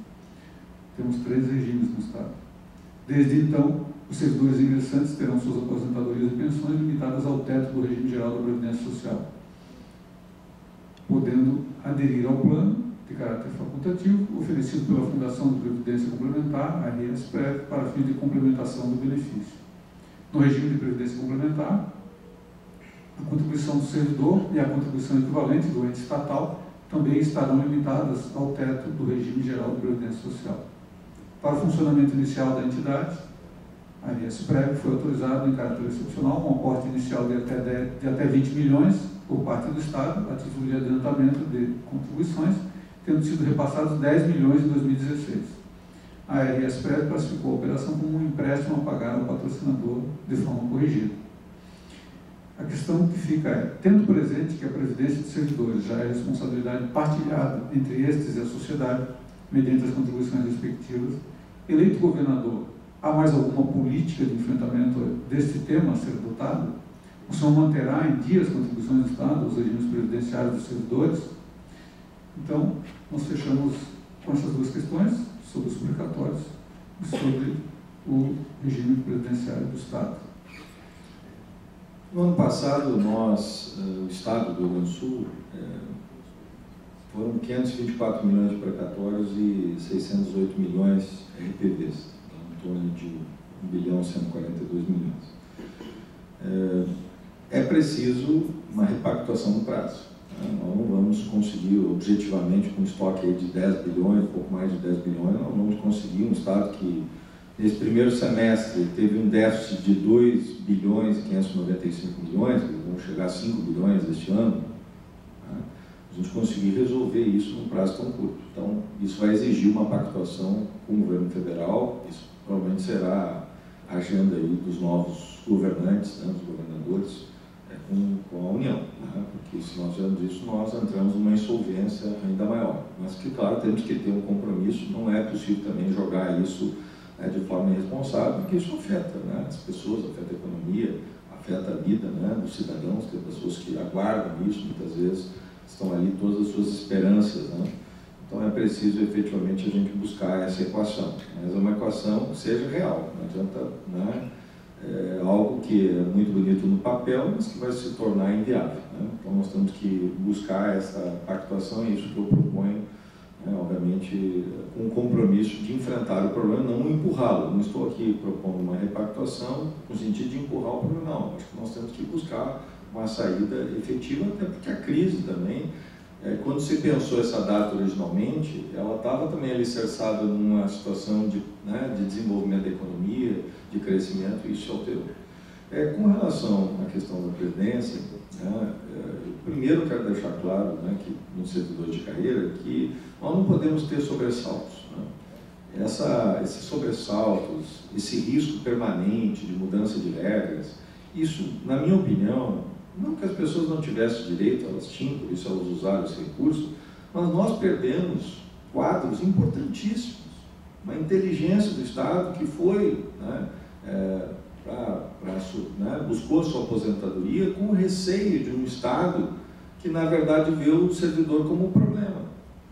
Nós perdemos servidores, né, na área da segurança, nas carreiras de Estado, que poderiam ficar um pouco mais, poderiam contribuir, né, para que o Estado, né, construa novas soluções, e que acabaram, para proteger com toda a legitimidade, com todo, né, o direito, acabaram se protegendo porque permanentemente tem essa insegurança, né?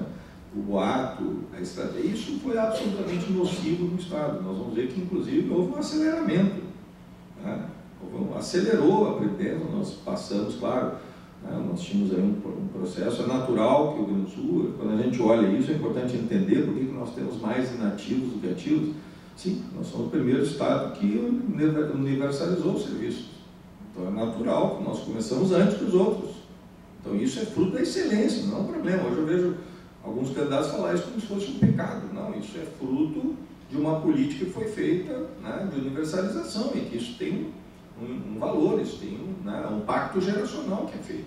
Quando se chamou as professoras para estudar, né, para que as nossas crianças estudassem nas brisoletas e elas pudessem dar aula, foi um pacto do Estado com aqueles, né, professores e professoras, que foi muito importante para o desenvolvimento do Rio Grande do Sul. Então é um pacto geracional, é isso que se faz quando entra numa carreira, passa no concurso público e tem, portanto, o seu projeto, né, tem a sua garantia, né, da sua aposentadoria, um pacto que está se tornando, tem que ser honrado, né?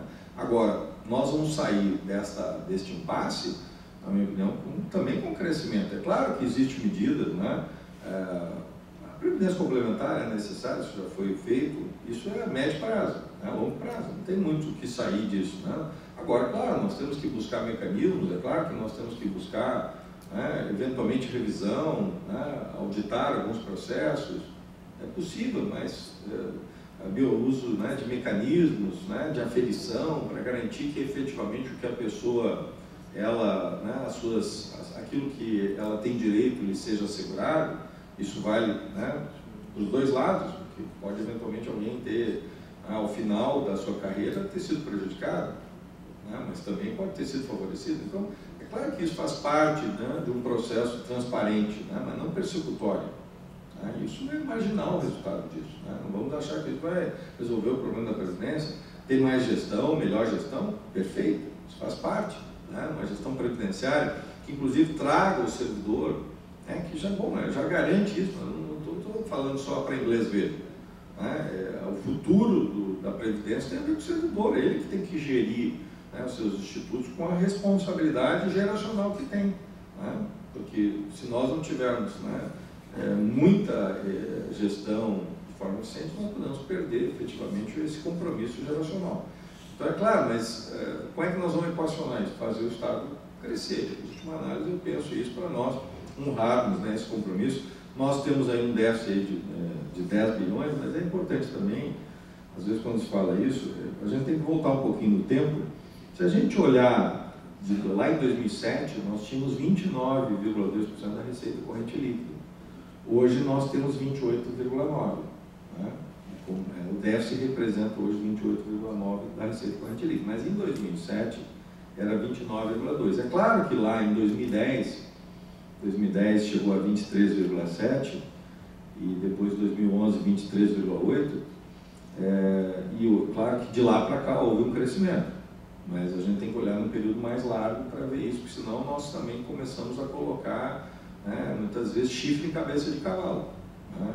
E isso, né, muitas vezes serve esse tipo de política exatamente para produzir o que está acontecendo hoje, que é essa guerra santa que acontece, se transformou o parcelamento, né, o pagamento a conta-gota, né, essa relação, né, este conflito, a destruturação dos sindicatos, essa ausência de diálogo, isso como uma política de Estado para quebrar a inteligência e a única resistência efetiva a um processo de desmonte do Estado. É isso que acontece, vamos falar claramente aqui, né?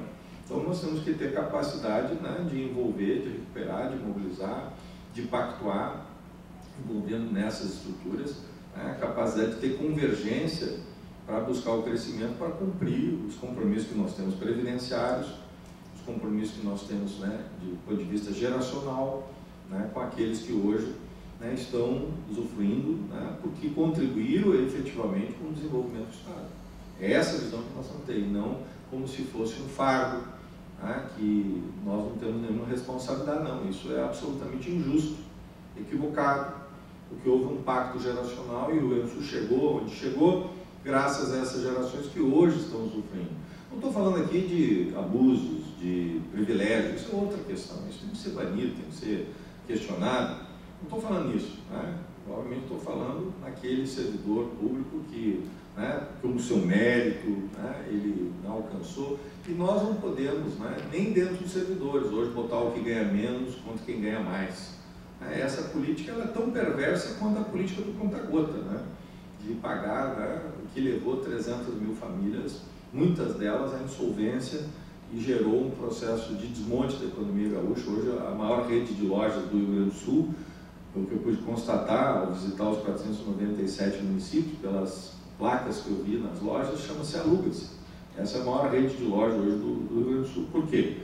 Porque, né, esta política de Estado, porque já ocorreram ações pontuais em outros governos, mas a política de Estado de parcelamento, de desconstrução, né, que se foi incorporada, ela levou milhares e milhares de famílias à insolvência. E aí isso tem uma conta, e a conta é afetar a economia do Rio Grande do Sul, porque o maior empregador do Estado do Rio Grande do Sul é exatamente o governo estadual. E isso teve um preço que muitas vezes não é mensurado, está lá, as pessoas não sabem por que quebrou o comércio, por que as lojas fecharam e por que hoje tem uma placa de alugas, porque efetivamente se gerou um círculo vicioso. Eu quero só encerrar dizendo o seguinte: se nós buscarmos lá, a gente vai ver que, né, com exceção lá de setembro de 2015, que houve lá um pagamento fora do dia 15, todos os pagamentos aconteceram antes do dia 15. Por que o governador atual não chamou lá em junho os servidores, olho no olho, e disse para os servidores: nós vamos precisar entrar nos recursos de julho para pagar as despesas de junho? Mas isso só acontece uma vez. O giro só acontece uma vez. Por que não estabeleceu lá? Vou dar uma certa, né, espaço. Por que não estabeleceu o dia 15? Todo dia 15 ele pagaria o salário. Por que não fez isso? Isso teria mudado totalmente a relação com os servidores, porque as pessoas teriam previsibilidade. Claro que o primeiro mês seria horrível, 45 dias. Mas ele teria estabelecido uma previsibilidade, os funcionários teriam recebido. Isso não é ovo de Colombo, não. É óbvio que eu estou dizendo, mas por que não foi feito? Porque não tem nenhum professor hoje brigando, aí, fazendo passeatas, mobilizações, greves, mobilizações em razão de reposição. Estou brigando para receber o salário. E é isso que tem acontecido com os servidores públicos. Então, é uma política que teve seu resultado, seu objetivo, que foi desmontar, desestruturar e teve resultado. Então nós temos que ter uma outra política, não é achar que tem solução mágica. Eu queria encerrar, presidente, agradecendo essa oportunidade, deixando claro, não tem solução mágica para o Rio Grande do Sul. Nós temos que, agora a prioridade do governante é os seus servidores, a prioridade do governante é colocar em dia pagamento integral, acabar com o parcelamento e trazer de forma gradativa, no menor prazo possível, para o que está previsto na Constituição, que é o último dia útil do mês vigente. Agora, isso é um processo, isso não, quem vier aqui para vocês e apresentar que tem uma cartola e tirar um coelho, na minha opinião, isso é absolutamente perigoso. Então, nós temos que ter sinceridade. Essa é uma eleição que é preciso ter a transparência e a sinceridade, e é exatamente isso que o Rio Grande do Sul quer. Não há solução mágica, é verdade, não tem, mas tem solução, desde que os caminhos sejam inovadores. A inovação, essa mudança profunda, transformadora, de verdade, ela exige que a inteligência do Estado seja conectada. A inteligência que está dentro do Estado e a inteligência que está no Estado. É preciso se conectar com a sociedade e é preciso se conectar com os servidores para que nós tenhamos um projeto para o nosso Estado, para que o Rio Grande volte a ser grande. Muito obrigado.